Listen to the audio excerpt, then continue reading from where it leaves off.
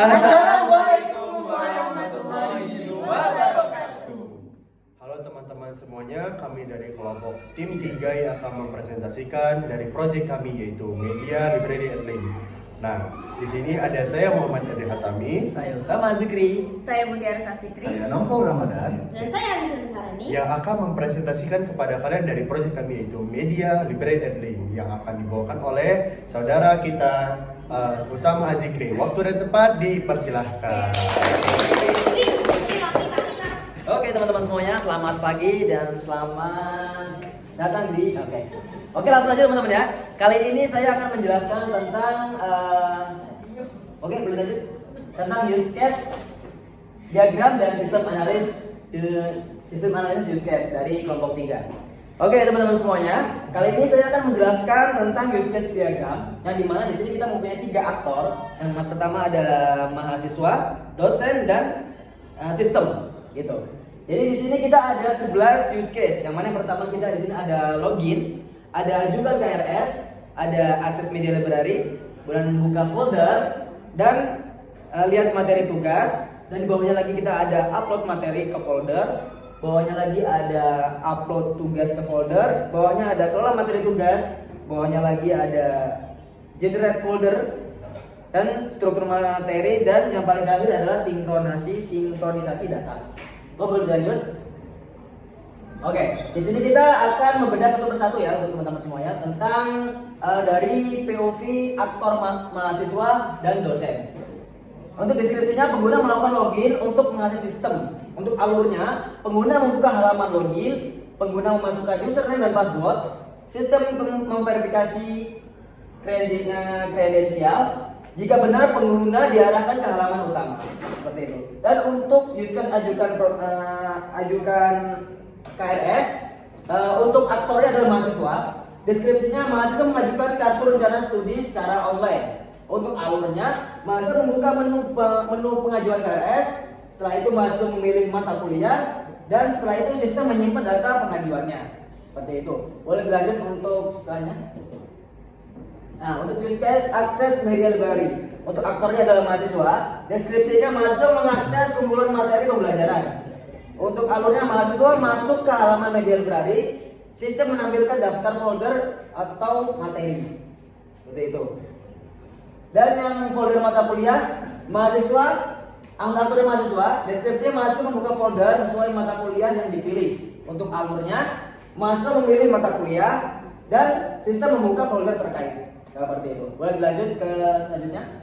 Di sini kita ada use case tentang materi tugas. Untuk aktornya tetap sama, mahasiswa. Jadi mahasiswa melihat materi dan tugas yang tersedia dalam folder. Untuk alurnya, mahasiswa membuka folder dan sistem menampilkan daftar file materi dan tugas. Untuk use case upload materi ke folder, untuk aktornya itu dosen. Jadi kalau misalkan dosen mau upload materi, ini use case-nya adalah upload materi ke folder. Seperti itu. Untuk aktornya adalah dosen. Dan untuk deskripsinya, dosen mengunggah materi ke folder perkuliahan. Untuk alurnya, dosen memilih mata kuliah, dosen memilih file materi, dan terakhir adalah sistem menyimpan file folder yang dikirimkan oleh dosen, yang diupload oleh dosen. Seperti itu. Untuk selanjutnya adalah upload tugas ke folder. Nah, ini untuk aktornya adalah dosen. Dosen mengunggah file tugas untuk mahasiswanya. Jadi kalau misalkan dosen mau mengunggah tugas, ini bisa di-upload tugas folder. Dan untuk alurnya seperti ini. Dosen memilih folder, dosen mengunggah file tugas, dan setelah itu sistem menyimpan file. Untuk use kelola materi, aktor tetap sama, tetap dosen. Dosen dapat mengedit, menghapus, dan memperbarui materi atau tugas. Jadi dosen masuk Maaf, Nova, boleh diulangi. Untuk dosen masuk ke folder, setelah itu dosen memilih file yang mana yang mau dikirim, ya. Yang mana yang mau diedit. Setelah itu dosen melakukan aksi hapus, edit atau update, seperti itu. Jadi kalau misalkan dosen mau update tentang absen, bisa diubah-ubah lagi, atau tentang nilai, atau tentang materi-materi tugas, seperti itu bisa diupdate di sini, seperti itu. Boleh dilanjut? Nah, ini use case generate folder atau MK mata kuliah. Untuk aktor itu sama dosen. Deskripsinya, sistem membuat folder otomatis berdasarkan mata kuliah yang diampu. Untuk alurnya dosen memilih menu generate folder, dan yang kedua sistem membuka struktur folder sesuai daftar mata kuliah. Seperti itu. Untuk user struktur materi, aktornya adalah sistem. Sistem mengatur struktur atau hierarki folder dan materi. Alurnya saat dosen mengupload materi, sistem menyusun file secara terstruktur. Kita lanjut. Dan ini yang terakhir adalah use case sinkronisasi data. Sistem melakukan sinkronisasi data secara otomatis untuk memastikan konsistensi. Untuk alurnya, setiap aktivitas penting, upload atau update, sistem akan melakukan sinkronisasi. Seperti itu teman-teman ya. Mungkin itu saja. Oke, untuk selanjutnya akan disampaikan oleh teman saya Erdi Hatami. Terima kasih. Bapak sudah. Oke, assalamualaikum warahmatullahi wabarakatuh. Terima kasih kepada saudara kita Usama telah menjelaskan bagaimana use case description kami terkait use case diagram kami terkait dari project kami. Nah, kita langsung ke bagian ke use case description kami. Yang pertama ada di bagian login system ini. Nah, login system ini memiliki purpose bahwa mahasiswa masuk ke dalam sistem Edley menggunakan akun masing-masing. Overview, mahasiswa membuka halaman login, masukkan username serta password yang valid untuk mengakses halaman beranda utama. Kemudian di sini ada aktornya, itu adalah mahasiswa. Nah, ada pre-condition dan juga post-condition yang itu ketika mahasiswa telah terdaftar dalam sistem dan berhasil masuk dalam sistem diarahkan ke halaman beranda. Normal flow-nya ada mahasiswa membuka halaman login, mengisi username dan password, klik tombol login, sistem verifikasi data dan juga menampilkan halaman beranda. Nah, apabila tidak terjadinya normal flow, maka alternative flow pun akan terjadi mahasiswa belum klik tombol login setelah mengisi form atau mahasiswa belum mengisi form. Salah satu dari username dan tombol password tersebut. Kemudian ada exceptional flow. Exceptional flow ini adalah username atau password salah sama dengan tampil pesan error. Ataupun server sedang error, maka login pun akan membatalkan dari user tersebut. Implementation ketika ada isunya autentikasi aman, validasi input dan session management. Oke. Kita lanjut ke bagian keajukan KRS. Nah, di KRS ini mahasiswa memilih mata kuliah untuk pada waktu 1 semester. Nah, overview mahasiswa mengakses menu KRS, memilih mata kuliah sesuai KRS dan lalu mengirimkan pengajuan KRS tersebut. Kemudian di sini ada aktornya mahasiswa sama seperti sebelumnya. Precondition ketika periode pengisian KRS sedang berlangsung dan juga post condition data KRS mahasiswa tersimpan dan digunakan untuk membuat struktur folder. Nah, normal flow yang bisa kita dapati di sini adalah mahasiswa membuka menu KRS, memilih mata kuliah, klik submit dan juga simpan menyimpan data KRS. Nah, alternatif flow ya apabila tidak terjadi normal flow, maka mahasiswa bakal klik submit setelah memilih mata kuliah. Nah, exceptional flow SKS melebihi batas atau sistem menolak submit. Gangguan koneksi dan juga submit akan gagal. Implementation issues-nya adalah validasi SKS, penyimpanan data KRS dan database. Lanjut kita ke bagian akses media library. Nah, di akses media library ini adalah tempat di mana kami mengembangkan proyek kami, yaitu mahasiswa membuka halaman media library untuk mengakses folder mata kuliah. Nah, overview setelah mengajukan KRS, mahasiswa dapat membuka media library untuk melihat semua folder yang mata kuliah yang dipilih. Nah, di sini aktor yang terlibat adalah mahasiswa. Nah, pre-condition dan post-conditionnya adalah mahasiswa telah login dan memilih data KRS dan juga daftar folder mata kuliah tampil di halaman media library. Nah, kemudian ada normal flow-nya. Normal flow kita apa sih? Nah, mahasiswa klik menu media library, sistem mengambil data KRS, sistem menampilkan daftar folder mata kuliah. Nah, apabila tidak terjadi normal flow, maka ada alternatif flow. Mahasiswa hanya beranda dan atau belum klik media library. Nah, exceptional flow-nya tidak ada data KRS atau sama dengan tidak tampil folder. Gagal load folder sama dengan error halaman. Nah, implementation issues kita adalah query efficient ke database dan juga tampilan UI yang sangat adaptif. Nah, lanjut kita ke bagian buka folder code. Nah, Buka folder mata kuliah ini memiliki purpose tujuan mahasiswa membuka salah satu folder mata kuliah untuk mengisi mingguan. Nah, overview mahasiswa memilih salah satu mata kuliah dan melihat subfolder per minggu di dalamnya. Aktor yang terlibat di sini adalah seorang mahasiswa. Pre-condition dan post-condition yang ada ketika folder MK dan subfolder telah di-generate oleh sistem. Maka mahasiswa melihat isi subfolder dalam per minggu dan juga per sesinya. Nah, di sini ada normal flow dan juga alternative flow yang akan kita bahas secara ringkas. Mahasiswa klik salah satu folder dan juga mahasiswa melihat isi mingguan dan juga sistem menampilkan subfolder. Nah, alternative flow mahasiswa tidak memiliki folder apapun. Exceptional flow-nya juga folder kosong, sistem beri notifikasi load dan file yang gagal. Implementation issues-nya adalah ketika navigasi folder yang responsif dan penanganan folder yang kosong.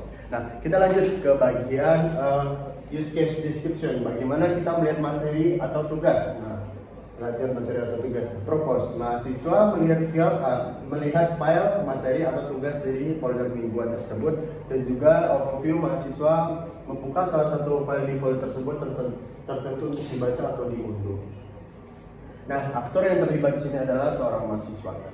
Pre-condition dan post-conditionnya adalah sudah ada file materi atau tugas yang tersedia, maka file berhasil dibuka atau diunduh. Nah, normal flow-nya adalah mahasiswa klik file, sistem proses file, dan juga file ditampilkan atau yang diunduh. Nah, alternatif flow-nya ketika mahasiswa batal buka file. Exceptional flow-nya ketika file rusak, corrupted, atau tidak tersedia, maka hasil pun akan menjadi gagal download.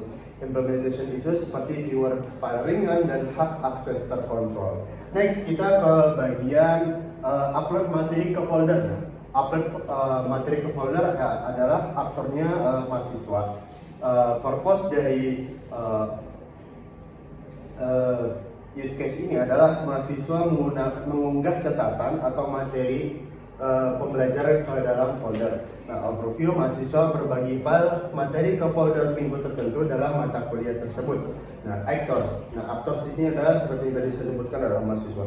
Pre-condition dan post-conditionnya adalah folder mata kuliah dan minggu tersedia dan file materi mahasiswa tersimpan seperti itu. Nah, normal dan alternative flow kami adalah yang pertama adalah mahasiswa memilih folder mata kuliah, kemudian klik untuk upload materi. Setelah itu pilih file untuk dikirimkan, maka sistem akan menyimpan file tersebut. Apabila terjadinya alternative flow, maka mahasiswa batal unggah. Nah, exceptional flow kami yaitu file terlalu besar atau format file tidak valid atau tidak sesuai dengan persyaratan upload materi tersebut. Nah, implementation dari issues kami yaitu validasi dan ekstensi dan size. Ada pun juga seperti file encryption atau opsional seperti itu. Lanjut kita ke bagian upload tugas ke folder. Nah, sekarang kita lanjut ke upload tugas tersebut. Nah, purpose dari upload tugas ini adalah mahasiswa mengunggah tugas ke dalam folder minggu tertentu. Overview, mahasiswa menyelesaikan dan mengunggah file tugas sesuai dengan deadline mingguan. Kemudian ada actors yang menjadi peran dalam upload ini. Nah, upload tugas ke folder ini. Nah, kemudian ada pre dan post condition kami, yaitu folder tugas minggunya tersedia, maka tugas pun tersimpan di dalam sistem. Normal flow yang kami hadapi adalah mahasiswa buka folder minggu, kemudian klik upload tugas, file unggah, pilih file unggah, sistem simpan file, dan juga ada alternatif flow kami yaitu mahasiswa unggah tapi belum kirim. Nah, exceptional flow kami nama file sama atau overwrite ditolak. Nah, jadi ataupun juga ada file rusak. Nah, implementation issues kami yaitu versi link unik atau validasi input mahasiswa. Next, kita ke bagian apa lagi nih? Nah, di sini ada pengelola materi atau tugas. Nah, di sini bagaimana mahasiswa mengubah dan menghapus file yang telah diunggah. Maka mahasiswa dapat memperbarui file materi atau tugas yang telah diunggah ke folder. Nah, peran di sini yang terlibat adalah mahasiswa dengan pre-condition dan post-condition. Ketika sudah ada file milik mahasiswa di folder dan post-conditionnya file berhasil diperbarui atau dihapus. Nah, normal flow yang kami hadapi, maka mahasiswa pilih file, klik edit atau hapus, sistem proses perubahan, dan juga status sukses ditampilkan. Alternatif flow tersebut, mahasiswa jadi membatalkan edit terhadap file tersebut. Nah, exceptional flow-nya tidak ada akses file atau sama dengan sistem ditolak. File pengganti tidak valid seperti itu. Nah, implementation issues-nya adalah hak akses file individual dan log aktivitas perubahan. Selanjutnya, nah, di sini ada generate folder mata kuliah. Nah, purpose dari sistem pembuatan folder otomatis berdasarkan data KRS. Maka ketika mahasiswa memilih KRS tersebut, maka otomatis sistem membuat folder otomatis berdasarkan data KRS. Begitu KRS disubmit, sistem membaca data dan membentuk folder mata kuliah plus subfolder mingguan seperti itu. Nah, aktor yang terlibat di sini adalah soal sistem itu sendiri, yaitu memiliki precondition dan postcondition yang ketika KRS sudah tersedia dan postnya adalah struktur folder muncul di media library. Nah, normal flow-nya adalah sistem membaca data KRS, membuat folder mata kuliah dan juga tambahan subfolder per minggu seperti itu. Nah, juga ada alternatif lain yang sepertinya tidak ada karena ini pembuatan dari sistem itu tersebut.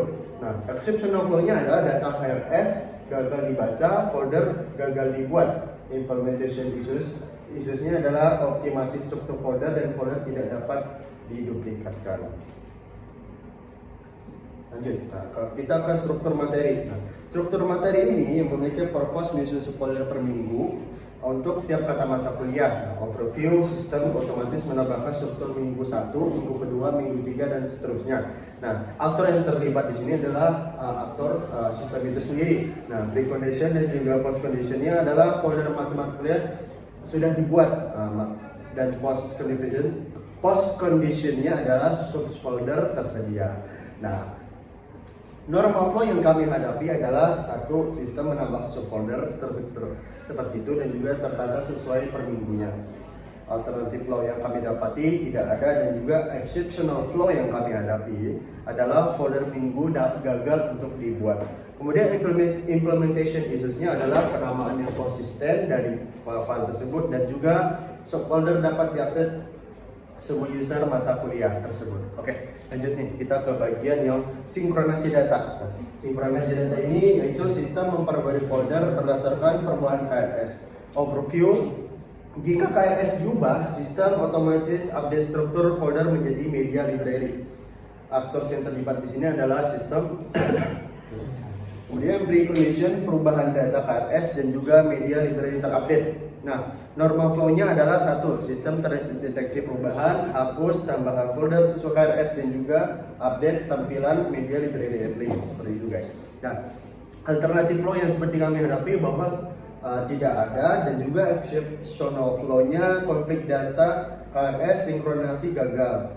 Nah, implementation issues, riwayat KRS versi lama dan juga penghapusan data aman seperti itu. Langsung lagi. Nah, oke. Itu beberapa dari use case deskriptif yang telah saya jelaskan. Adapun kurang lebihnya mohon maaf, kita langsung sampai kepada saudari kita Alisa Zaharani. Waktu di tempat dipersilahkan. Oke, lanjut teman-teman. Ini ke bagian use case naratif atau kita lebih di fokusnya di skenario 2 kolomnya ya. Next. Nah, ini tuh use case diagramnya tapi dalam bentuk table, tapi udah dijelasin sama Erdi di sebelumnya. Jadi kita fokusnya ke apa sih namanya ya ini? Fokus 2 aktornya aja. Interaksi antara 2 aktor ya. Pertama dari use case login system, yaitu dari aktor actionnya mahasiswa memasukkan username dan password, maka sistemnya akan merespon sistem menampilkan form login. Terus mahasiswa klik tombol login, terus dari sistem itu akan memverifikasi kredensialnya dan sistem juga akan menampilkan halaman beranda jika loginnya berhasil. Lanjut. Nah, ini untuk use case ajukan KRS. Dari mahasiswanya itu memilih mata kuliah dan sistem responnya menampilkan daftar MK dan jumlah SKS-nya. Terus ketika mahasiswa mengklik submit, maka dari sistemnya akan menyimpan data KRS-nya ke dalam database. Nah, lalu sistem juga akan menampilkan notifikasi KRS berhasil diajukan. Next, ini untuk use case akses media library.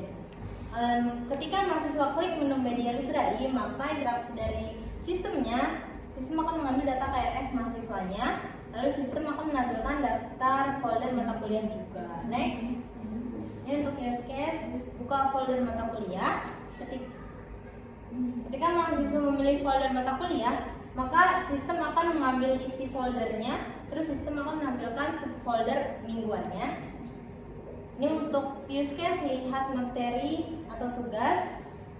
Ketika mahasiswa mengklik file, maka sistem akan merespon menampilkan atau mengunduh filenya. Sistem juga akan menyimpan log aktivitas dari user. Next, ini ada upload, use case upload materi ke folder. Ketika mahasiswa mengklik upload folder, maka sistem akan merespon menampilkan form uploadnya. Lalu ketika mahasiswa pilih file untuk dikirim, maka sistem akan menyimpan file ke folder. Juga sistem akan menampilkan notifikasi sukses atau berhasilnya. Next, untuk use case upload tugas ke folder. Ketika mahasiswa klik upload tugas, maka interaksi dari sistemnya adalah menampilkan form upload. Terus ketika mahasiswa memilih file lalu dikirim, maka sistem akan menyimpan file tersebut ke folder tugas. Juga sistem akan menampilkan notifikasi berhasil. Next, ini untuk use case kelola materi atau tugas. Ketika mahasiswa memilih file, maka sistem akan menampilkan opsi edit atau hapus. Terus ketika mahasiswa mengklik edit atau hapus, maka sistem akan memproses dan mengupdate folder. Sistem menampilkan notifikasi perubahan yang sudah dilakukan. Terus next, ini ada use case generate folder mata kuliah. Itu dari sistem sendiri, sistem akan membaca data dari KRS yang sudah diisi mahasiswa. Juga sistem akan membuat folder mata kuliah dan struktur subfoldernya secara otomatis. Next, ini untuk use case struktur materi, yaitu sistem akan membuat subfolder minggu 1 dan 2. Next, nah ini untuk use case sinkronisasi data. Sistem akan mendeteksi perubahan dan sistem akan update struktur folder di media library-nya. Next, nah sekarang kita masuk ke sequence diagram. Ini ada gambaran visual gitu dari interaksi antara sistem dan aktor. Next, nah pertama itu dari login system. Jadi di sini yaitu ketika mahasiswa mengklik input name dan password, maka akan masuk ke si sistemnya itu verifikasi kredensial ke database-nya. Nanti dari sini akan return status loginnya, terus akan menampilkan beranda jika berhasil ke mahasiswanya lagi. Next, nah ini ketika mahasiswa mengklik mata kuliah, maka sistem akan mengambil data SKS dan mata kuliah dari database, terus akan di return dan akan ditampilkan kembali ke mahasiswa. Lalu ketika mahasiswa klik submit KRS, maka KRS akan disimpan ke database, terus akan menampilkan notifikasi KRS berhasil diajukan dari sistem. Next, ini untuk sequence diagram akses media library. Itu pertama, ketika mahasiswa klik menu media library, maka sistem akan mengambil data KRS mahasiswa di database. Terus dari database akan return isi folder ke sistem dan sistem akan menampilkan subfoldernya per minggu. Terus next, ini ada sequence diagram dari lihat materi atau tugas. Ketika mahasiswa klik salah satu subfoldernya, maka sistem akan mengambil daftar filenya, materi atau tugasnya dari database, lalu di return file listnya, dan sistem akan menampilkan daftar catatan materi dan tugas. Next, untuk sequence diagram upload materi ke folder, mahasiswa ketika mengklik tombol upload catatan materi, terus pilih filenya, habis itu klik simpan, maka dari sistem akan menyimpan filenya tersebut ke si database ini. Terus nanti dari database status berhasil, maka dari sistem akan menampilkan notifikasi catatan materi berhasil disimpan di foldernya. Next, nah begitupun juga yang tugas ini sama aja, cuman dia catatannya untuk jawaban hasil tugas-tugas yang sudah dijawab oleh mahasiswa. Next, ini untuk kelola materi atau tugas. Ketika mahasiswa memilih file yang ingin dikelola, terus dia ingin nge-rename, nge-delete, atau nge-upload filenya, habis itu dia klik konfirmasi perubahannya, maka yang dilakukan sistem adalah sesuai dengan perintah mahasiswanya itu, dia mau apa, terus habis itu dari database ini akan diupdate lagi jika ada data yang perlu diupdate gitu. Misal mahasiswanya pengen nge-delete atau nambah yang baru gitu. Terus status perubahan dari database akan menampilkan status perubahan. Terus dari sistem ini akan menampilkan notifikasi apakah berhasil atau enggaknya. Next, ini untuk generate folder mata kuliah. Ketika mahasiswa mendeteksi pengajuan KRS baru atau lalu mengambil data mata kuliah dan SKS, terus dari sistem akan mereturn daftar MK dan struktur yang diberikan oleh database, lalu membuat struktur folder mata kuliah folder per minggu, submit struktur folder ke database, maka dari database akan mengkonfirmasi penyimpanannya. Next, ini untuk sequence diagram struktur materi. Ketika mahasiswa menganalisis struktur folder mingguan, lalu dia mengecek jumlah minggu sesuai SKS-nya, maka database akan mereturn jumlah minggunya gitu. Terus mahasiswa bisa mengenerate folder minggu 1 dan minggu 2. Habis itu dia menyimpan strukturnya ke DB, maka dari database itu akan mengkonfirmasi dia itu berhasil gitu. Next, dan lanjut ke sequence diagram sinkronisasi data. Ketika mahasiswa mengecek data terbaru KRS mahasiswa, terus membandingkan dengan data folder aktif, maka dari database akan return status perbandingannya gitu. Update struktur folder jika ada perubahan MK, terus menyimpan hasil sinkronisasi ke database, maka database juga akan konfirmasi berhasil atau enggaknya. Next. Nah, mungkin cukup itu sekian dari saya. Selanjutnya akan dilanjutkan dengan Novel Ramadan. Oke teman-teman, izin Bapak melanjutkan apa yang sudah disampaikan oleh teman-teman saya sebelum ini. Oke, lanjut, kita akan melihat activity diagramnya. Ya, di sini mungkin tidak terlalu jelas ya Bapak, tapi di sini saya akan menyimpulkan secara singkat. Yang pertama kita lihat dari mahasiswa terlebih dahulu. Ada 4 di sini, 1, 2, 3, dan 4. Udah, gak usah di sini. Oke, yang pertama masuk login ya. Oke.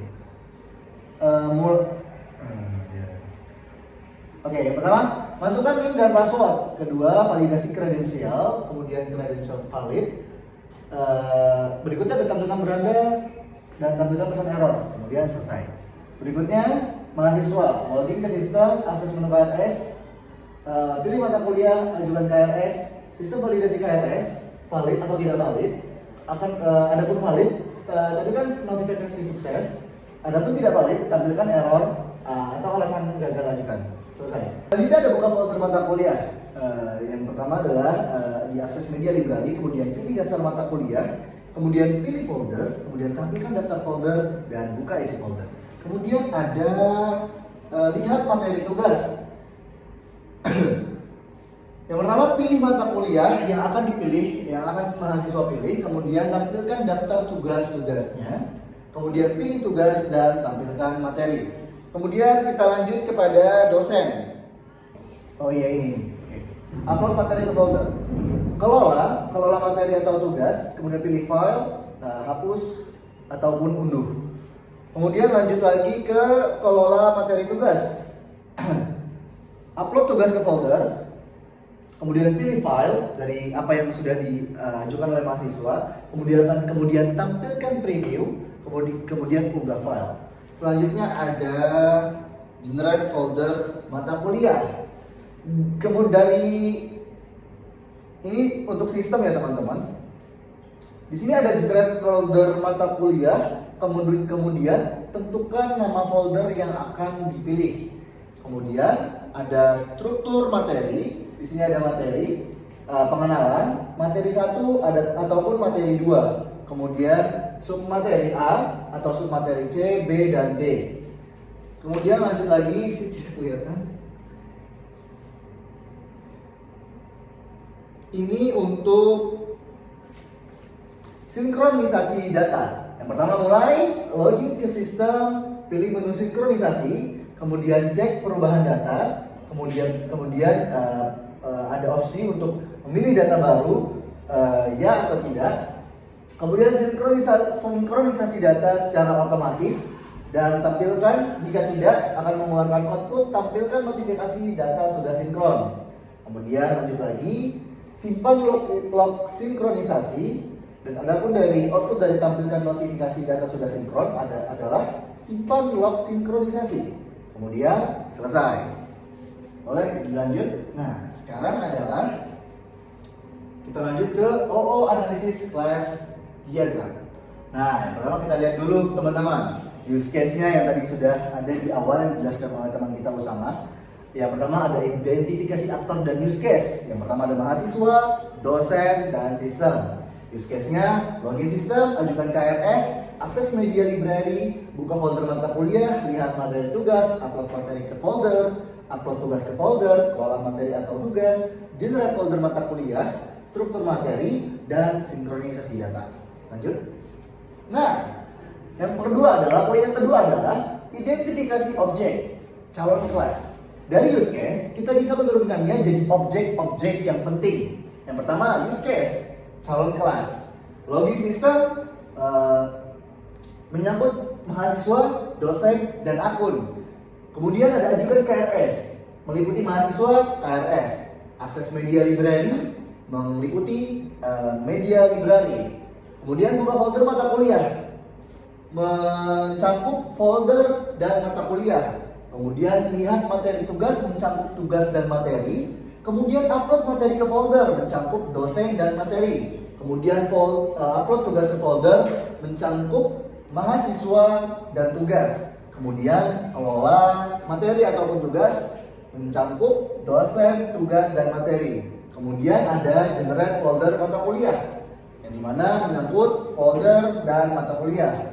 Kemudian ada struktur materi, mencangkup materi dan struktur. Kemudian ada sinkronisasi data yang mencangkup sistem dan database. Boleh dilanjut. Yang ketiga adalah identifikasi atribut dan relasi kelas. Yang pertama ada mahasiswa, yaitu meliputi NIM, nama, email, password. Kemudian login, kemudian ajukan KRS, kemudian upload tugas. Relasinya adalah memilih banyak KRS dan mengakses banyak folder. Kemudian ada mata kuliah, ada dosen. Yang pertama ada NIP, nama, dan email.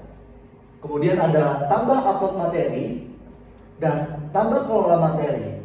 Relasinya adalah mengajar banyak mata kuliah dan menyimpan banyak materi. Ketiga, kita ada di folder, meliputi ID, nama folder, dan tanggal dibuatnya folder.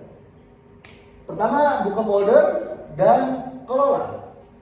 Relasinya adalah terkait ke mata kuliah dan berisi banyak materi dan tugas. Kemudian ada sistem, yaitu meliputi nama dan versi. Kemudian ada sinkronisasi data. Kemudian relasinya adalah terhubung ke semua aktivitas utama.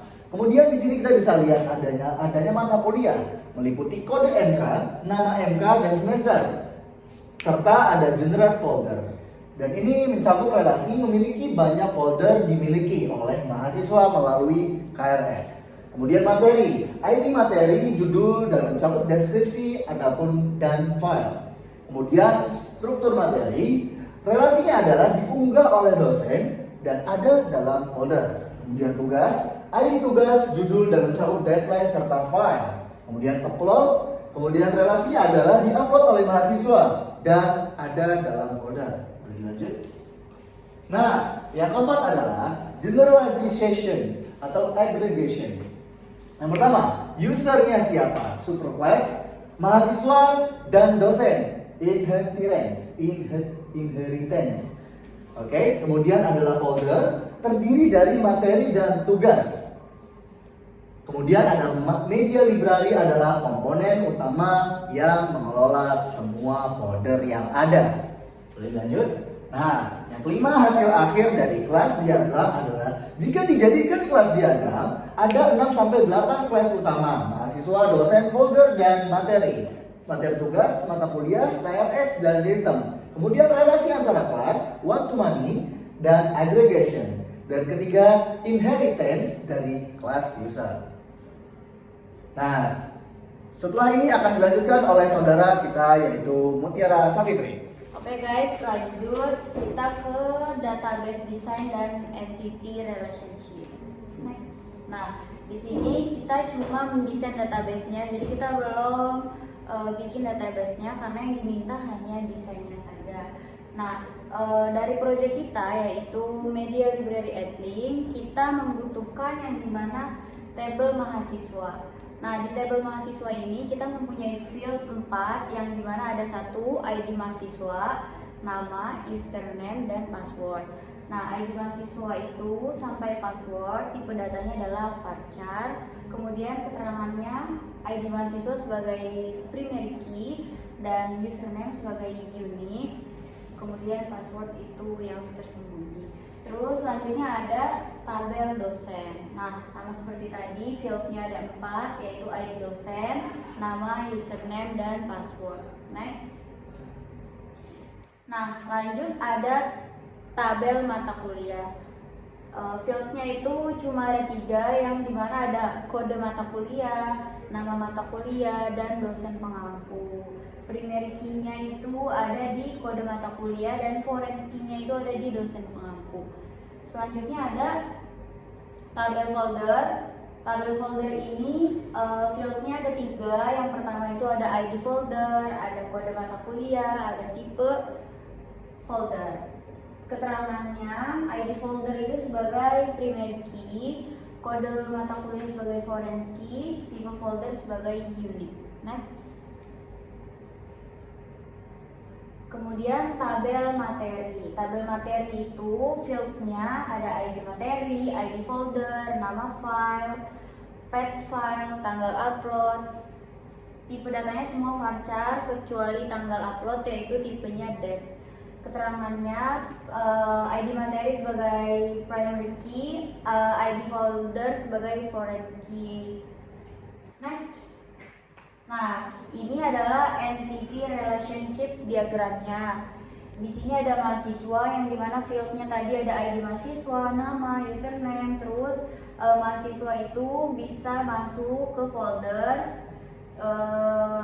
Di folder itu fieldnya ada ID folder, kode mata kuliah, tipe folder, terus di sebelah kanan ini ada mata kuliah, yang dimana mata kuliah ini bisa mendapatkan banyak folder. Satu mata kuliah bisa mendapatkan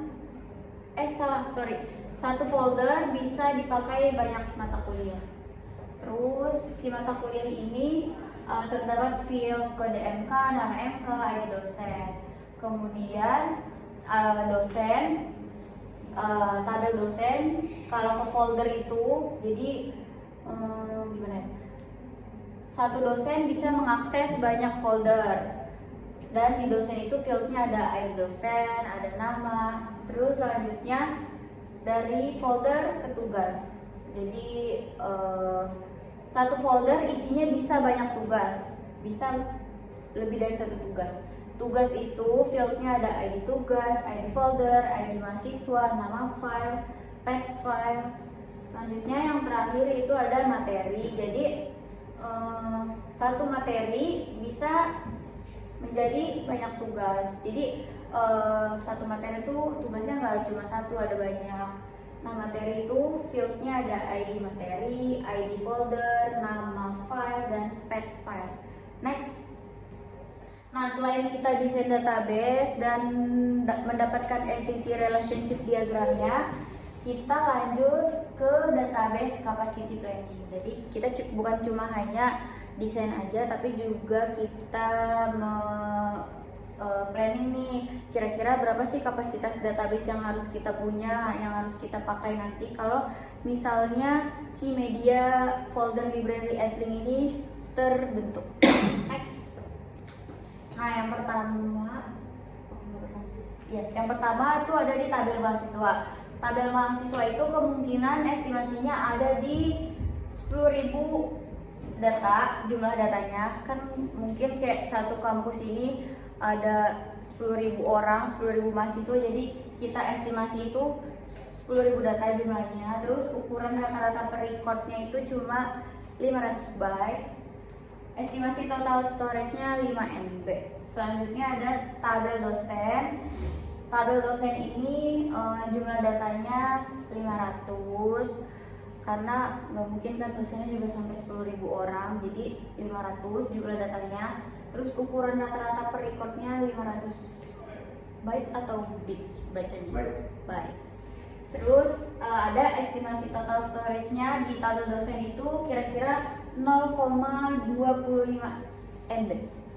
Terus tabel mata kuliah kita perlu estimasi jumlah datanya itu perkiraan di 1000. Terus ukuran rata-rata per recordnya itu 300 byte, estimasi totalnya 0,3 MB. Kemudian ada tabel folder, estimasi jumlah datanya kemungkinan ada di 20.000 data folder. Kemudian ukuran rata-rata per recordnya itu 300 byte dan estimasi total storage-nya itu ada di 6 MB. Lalu ada tabel materi yang dimana kita perlu data, bukan perlu sih, kira-kira data yang ada di tabel materi ini mencapai 50.000 data dan ukuran rata-rata per recordnya itu 500 byte sampai 500 byte plus file 5 MB. Tapi kalau di kampus kita itu batasnya 20 MB. Terus estimasi total storage-nya dia paling banyak, nggak paling banyak nih, 238 MB plus 250 GB file. Tabel terakhir yaitu tabel tugas yang dimana estimasinya dia paling banyak, yaitu ada 200.000 data. Kemudian ada ukuran rata-rata per recordnya 500 byte plus file 10 MB. Lanjut ada estimasinya nih, total storage-nya dia paling besar 95 MB untuk data, 2 TB untuk file. Nah, cukup sekian. Selanjutnya akan menjelaskan screen prototype yang akan dijelaskan oleh Adi Hatami. Nah, oke guys, kita langsung lanjut ke screen prototype kali ini. Langsung aja kita ke bagian tampilan dari screen prototype tersebut. Boleh di next slide. Nah, di sini kami memiliki beberapa tampilan, yaitu terdapat 5 tampilan, mulai dari tampilan adlink, yaitu login dan juga beranda, pengisian KRS, aprovisasi KRS, dan juga tampilan folder tersebut. Nah, ketika nanti bagaimana sih user tuh ketika menggunakan fitur yang kami, project yang sedang kami ciptakan sedang kami kembangkan di dalam adlink tersebut. Nah, pertama yang sudah dijelaskan sebelumnya, user akan memasukkan name, password, kemudian ke tombol login. Nah, dari tombol login ini akan lari ke beranda tersebut, dan juga dari beranda maka user akan memilih untuk mengisi KRS tersebut. Nah, dari KRS tersebut maka akan ke pengisian KRS tersebut. Ada etika profesi, big data, dan juga interaksi manusia. Nah, kemudian kita akan ajukan KRS yang akan diaprovisasi oleh sistem. Nah, maka dari sistem akan otomatis membuat folder tersebut yang sesuai dengan mata kuliah yang kita ambil. Nah, di sini folder kami terdapat penguploadan materi dan tugas juga yang bisa untuk diedit dan juga bisa ditambahkan seperti itu. Langsung next Pak. Nah, di sini ada transition diagram navigasi screen. Langsung lagi. Nah, di sini ada flow yang kami buat untuk bagaimana proses penggunaan prototipe yang sedang kami kembangkan. Seperti yang tadi saya jelaskan, dari login ke beranda ke KRS ke aprovisasi, kemudian dari KRS, pengajuan KRS, kemudian ke bagian subfolder mata kuliah tersebut. Mata kuliah tersebut kemudian subfolder, dari subfolder maka akan ke tempat pembagian upload atau download file tersebut atau materi tersebut. Nah, dari sini kita bisa melihat bahwa garis-garis tersebut menghubungkan bagaimana interaksi antar dari halaman tersebut dan juga cara kerjanya dari masing-masing fitur yang kami buatkan. Oke, seperti itu. Lanjut, Pak. Oke, terima kasih. Mungkin itu sekian dari penjelasan saya mengenai screen prototype.